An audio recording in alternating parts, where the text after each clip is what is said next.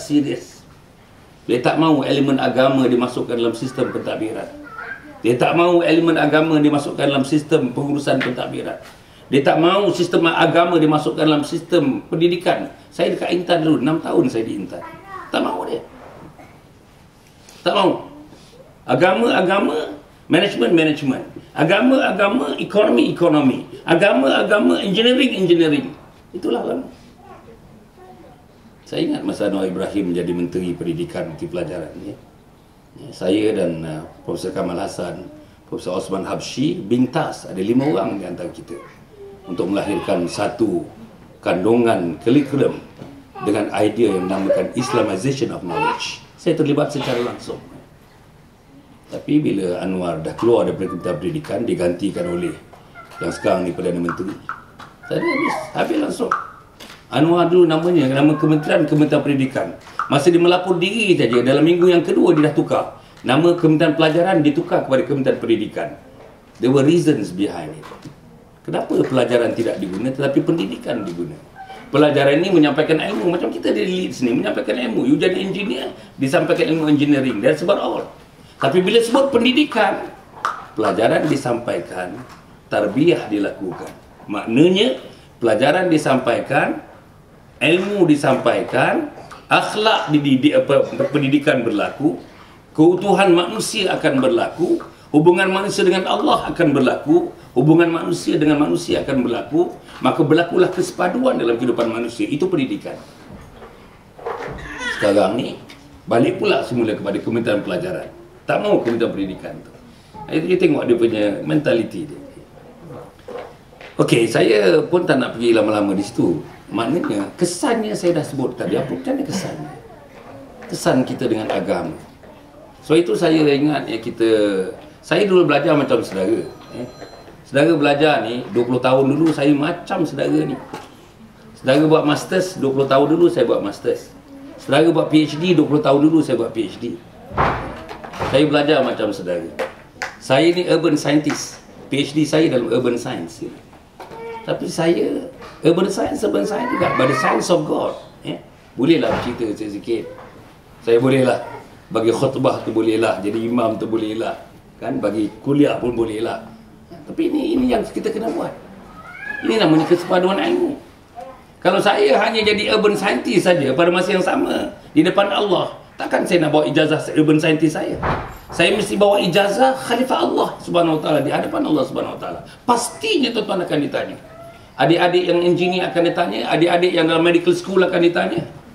Kamu dah mengubat ribu manusia, tapi kamu tak pernah ubat hati kamu sendiri. Kamu dah ubat ribuan manusia, alhamdulillah pulih penyakitnya. Tapi penyakit imannya, kamu tak pernah bagi tahu dia antara patient dengan doktor. Kamu tak pernah cerita tentang itu. Itu macam mana tu? Inilah yang tapi kalau mengikut model-model barat, model-model yang disampaikan kepada kita memang tak ada kaitan langsung. You were trained as a medical doctor, you qualified as a medical doctor, and you impart knowledge of medical knowledge that you learn from university. Itu saja. Tapi sebenarnya kita medical doctor itu hanya merupakan satu portion, satu segmen daripada tugas kita, daripada profession kita. Profession kita yang sebenarnya ialah Khalifah Allah. Hasan Ali dia dapat gelaran sebagai urban scientist waktu umur 35 tahun. Tetapi gelaran sebagai Khalifah Allah waktu umur 13 tahun. Bila malam yang pertama saya mimpi dan saya dibalirkan oleh Allah Subhanahu Wa Taala. Jadi khalifah lah saya. Jadi tapi kita ni berapa orang yang tuan-tuan cerita, lecturer kita cerita tentang kekhalifahan kita. Masa sekolah rendah itu berapa banyak cikgu kita dan ustaz kita cerita tentang kekhalifahan kita. Honestly, saya tahu yang saya khalifah Allah Subhanahu Wa Taala ni betul-betul masa saya ikuti usrah masa tingkatan 6 dahulu.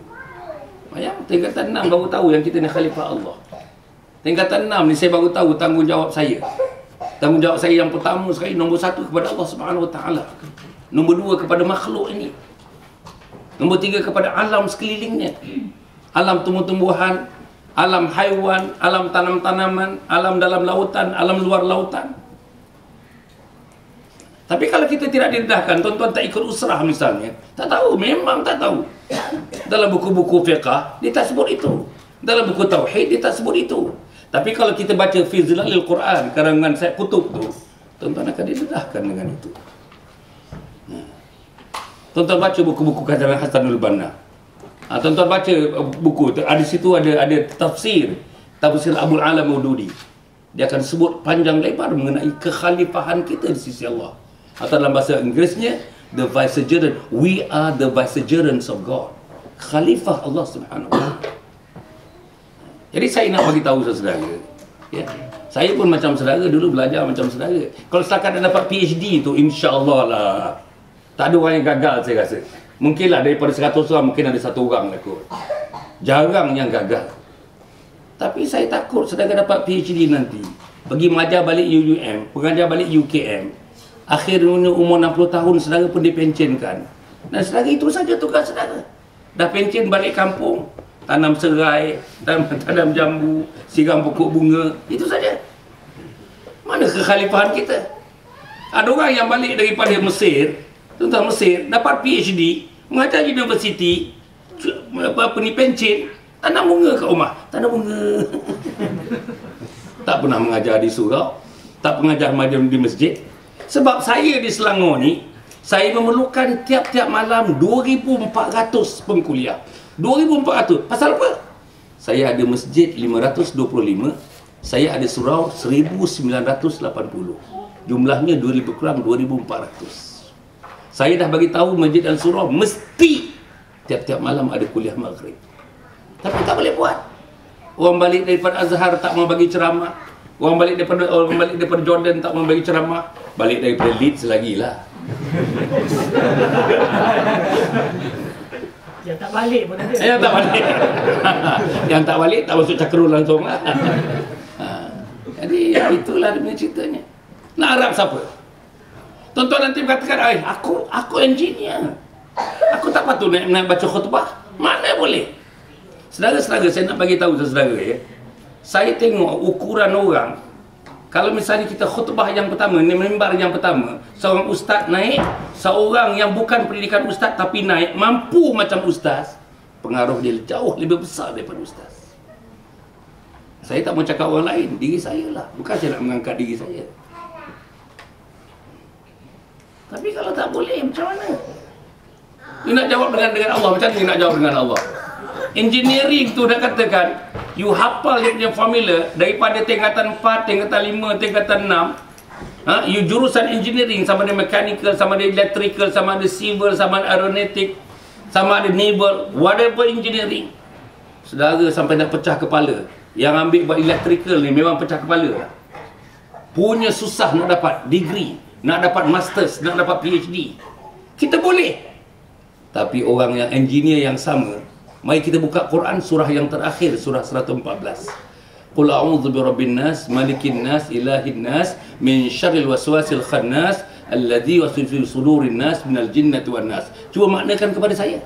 Panggil sini engineer tu, yang PhD tu, maknakan kepada saya. Macam mana dia nak menghadap Allah kalau itu pun dia tak boleh? Surah yang terakhir 114. Belum lagi disebutkan tentang ilmu akidah, ilmu syariah, ilmu akhlak, ilmu tasawuf, ilmu bahasa. Allah, tuan-tuan. Nanti tuan-tuan katakan itu bukan spesialiti saya. Saya tidak pernah diajar begitu. Saya tak pernah didedahkan begitu. Itu tugas orang lain, itu tugas orang balik daripada Mesir. No.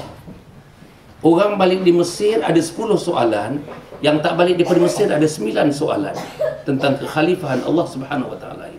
Pastinya. Saudara ingat saudara nak lepas. Pasal dalam Malaysia ni, orang macam saudara ni 1%. Yang PhD, Masters macam saudara ni 1%. Cuba tuan-tuan ingat ya. Masa kita ambil tingkatan 5 dulu, macam saya school certificate lah, tuan-tuan SPM ya. Masih agak berapa orang yang pergi universiti yang buat masters macam kita? Daripada kelas kita, dalam 35 orang dalam kelas, berapa orang? Cuba bayangkan rupa kawan-kawan kita. Kita aja, beberapa orang aja yang tak masuk asrama penuh.